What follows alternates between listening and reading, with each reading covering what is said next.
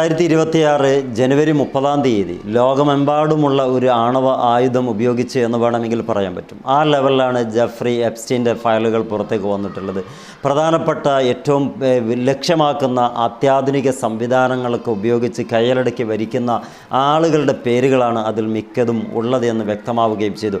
2000-ഓളം വരുന്ന വീഡിയോകളും 35 ലക്ഷത്തോളം വരുന്ന രേഖകളും അനുബന്ധിച്ചിട്ടുള്ള ഫ്ലൈറ്റ് ലോഗുകളും തുടങ്ങി ഒട്ടനേകം ഇന്ന് വരെ കാണാത്ത ഒരു ഏറ്റവും പ്രധാനപ്പെട്ട ക്രിമിനലുകളുടെ പേരുകൾ ആകെ ലോകത്തെ ഞെട്ടിപ്പിച്ചുകൊണ്ട് US ഗവൺമെൻറ് ഇപ്പോൾ പുറത്തുവിട്ടിരിക്കുകയാണ്. പ്രധാനമായി അവിടെ പേര് വന്ന ആളുകളൊക്കെ ഞാൻ പരാമർശിക്കുന്നില്ല, പകരം നിങ്ങൾ അറിയുന്നതായിരിക്കും. പക്ഷെ ഞാൻ ഒറ്റ ചോദ്യം ചോദിക്കാൻ ആഗ്രഹിക്കുകയാണ്. ഈ കണ്ട ആളുകളൊക്കെയല്ലേ ലോകത്തിന് സമാധാനം ഉണ്ടാക്കാൻ വേണ്ടി തലങ്ങും വിലങ്ങും പാഞ്ഞുകൊണ്ടിരിക്കുന്നത്?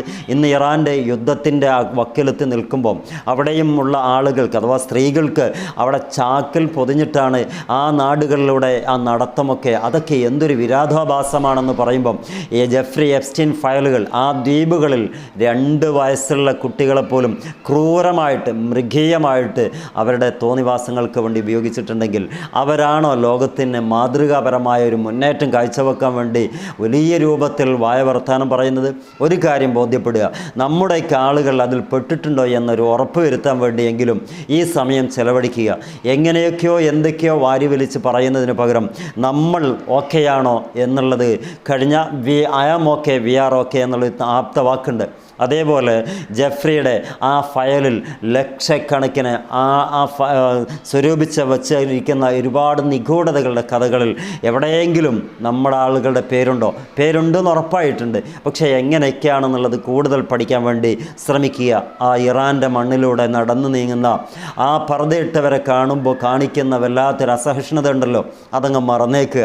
ശേഷം ഇത്തരം കാര്യങ്ങളൊന്ന് പഠിക്കാനും അതിൻ്റെ ആ നിജസ്ഥിതി കണ്ടെത്താനും ലോകത്തിന് മുമ്പിൽ പറയാനും നിങ്ങൾ ഇനിയെങ്കിലും ശ്രമിക്കുക.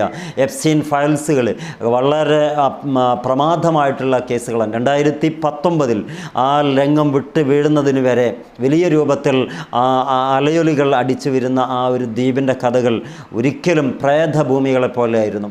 കൂടുതൽ പറയാൻ ഞാൻ ആഗ്രഹിക്കുന്നില്ല. എന്താണെങ്കിലും ഈ സമയം നമ്മൾ ആഗ്രഹിക്കുന്ന ഒരൊറ്റ കാര്യമല്ലോ, ലോകത്തെമ്പാടും പോയിട്ട് സമാധാനം ഉണ്ടാക്കണ്ട. പകരം നമ്മുടെ നമ്മളത് ഓക്കെയാണോ എന്ന് മാത്രം നോക്കിയാൽ മതി.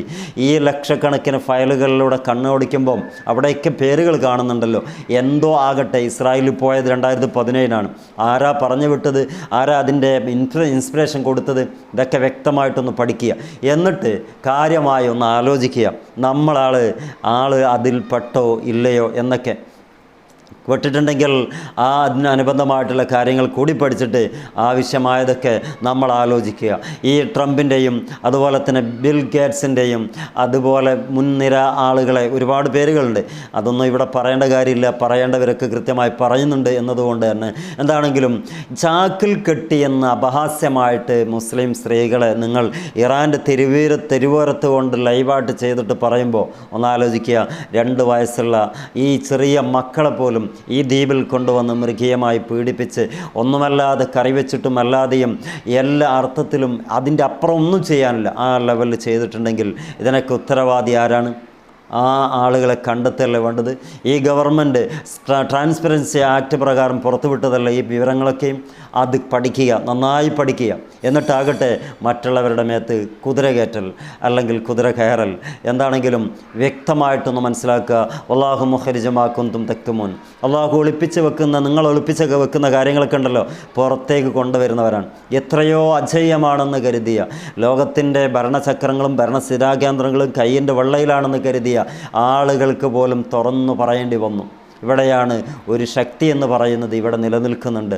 അതിൻ്റെ മുകളിൽ ഒരു ശക്തിക്കും കയറി മിനയാൻ കഴിയില്ല എന്നതും കൂടി ഇതിൻ്റെ ഒരു ഉൾവലിയാണെന്നുള്ള ഒന്ന് മനസ്സിലാക്കി വെക്കുക. അതുകൊണ്ട് തന്നെ നമ്മൾ ചെയ്യുന്നത് സ്വസ്ഥതയോടുകൂടെ അന്തസ്സോടുകൂടി നല്ലത് ചെയ്യാൻ വേണ്ടി ശ്രമിക്കുക. നല്ലതാകട്ടെ. എല്ലാ അപചയങ്ങളും നാം മനസ്സിലാക്കുക, ആരാണ് എന്താണെന്നുള്ളതൊക്കെ. ജെഫ്രി എപ്സ്റ്റീൻ ഫയലിൻ്റെ ഒരുപാട് വീഡിയോകൾ നിങ്ങൾ കണ്ടിട്ടുണ്ടാവും. ഞാൻ അതിലേക്കൊന്നും വിഷയങ്ങൾ കൊണ്ടുപോകുന്നില്ല. പറയാൻ ആഗ്രഹിച്ചത്, പർദ്ദകളെ നിങ്ങൾ കാണുമ്പം അസഹിഷ്ണുതപ്പെടേണ്ടതില്ല. Wish you all the best. Good bye.